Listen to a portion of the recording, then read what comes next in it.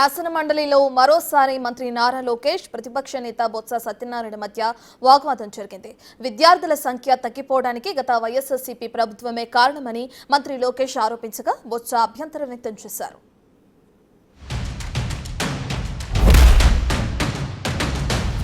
మంత్రి గారు చెప్తున్న 12 లక్షలు అనే సంఖ్య నాకైతే ఎక్కడి నుంచి వచ్చిందో తెలియదు. దయచేసి ఇది వాస్తవ వ్యక్తం అధ్యక్ష. మొత్తం మనం ఎక్కడ మూడు రాష్ట్రం నుంచి తీసుకున్నప్పటికీ కూడా ఏ రోజు కూడా 12 లక్షల స్టూడెంట్స్ వచ్చి ప్రభుత్వ పాఠశాల నుంచి ప్రైవేట్ పాఠశాలకు బదిలీ అయ్యారనే సందర్భం ఏనాడు రాలేదు అధ్యక్ష. దాంతోపాటు సరే వారేవో లెక్కలు చెప్తున్నారు, వారు సొంతంగా వాళ్ళకి ఎడ్యుకేషన్ తీసుకున్నామని చెప్తున్నారు. ఎక్కడ తీసుకొస్తున్నారు తీసుకురాండి అధ్యక్ష.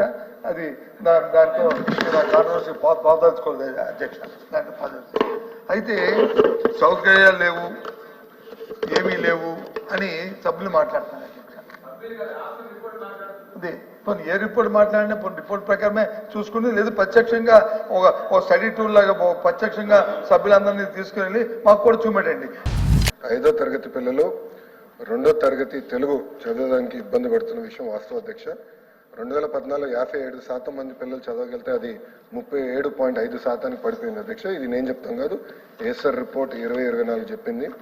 ఇంకో పక్కన 8వ తరగతి పిల్లలు 2వ తరగతి తెలుగు చదవగలుగుతారా అంటే 2014లో సుమారుగా 80% ఉంటే 2024 వచ్చగల 53%కి పడిపోయింది.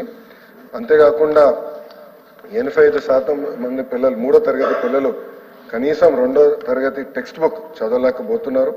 63% అంటే 5వ తరగతి పిల్లల్లో చూస్తే 63% మంది బేసిక్ రీడింగ్ చేయలేకపోతున్నారు. 8వ తరగతి పిల్లలు చూస్తే కనీసం 50% మంది ఫ్లూయెంట్గా మాట్లాడలేకపోతున్నారు. 3వ తరగతి పిల్లలు చూస్తే అధ్యక్ష 60% మంది బేసిక్ సబ్ట్రాక్షన్ చేయలేకపోతున్నారు. 8వ తరగతి పిల్లలు చూస్తే 55% మంది బేసిక్ డివిజన్ కూడా చేయలేకపోతున్నారు అధ్యక్ష.